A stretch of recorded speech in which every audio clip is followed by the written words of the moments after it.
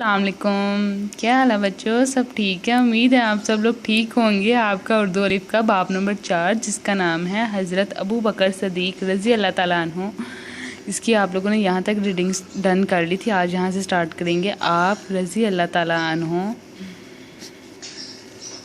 نے رسول اللہ صلی اللہ علیہ وسلم کی ہر بات کی تصدیق کی اور آپ صلی اللہ علیہ وآلہ وسلم کو اللہ کا سچا رسول کہا، اس لیے آپ رضی اللہ تعالیٰ عنہ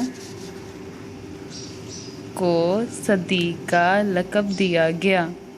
مکہ میں مسلمانوں پر کافروں کا ظلم بہت بڑھ گیا تو اللہ تعالیٰ نے مسلمانوں کو مکہ سے مدینہ کی طرف ہجرت کا حکم دیا۔ ہجرت کے سفر میں رسول اللہ صلی اللہ علیہ وآلہ وسلم کے ساتھ حضرت ابو بکر صدیق رضی اللہ تعالیٰ عنہ بھی تھے۔ راستے میں رسول پاک صلی اللہ علیہ وآلہ وسلم کے ساتھ حضرت ابو بکر صدیق رضی اللہ تعالیٰ عنہ بھی غار ثور میں ٹھہرے، اسی لیے آپ رضی اللہ تعالیٰ عنہ کو غار کا ساتھی بھی کہتے ہیں۔ آج آپ نے یہاں تک ریڈنگ ڈن کرنی ہے۔ اوکے، اللہ حافظ، ٹیک کیئر۔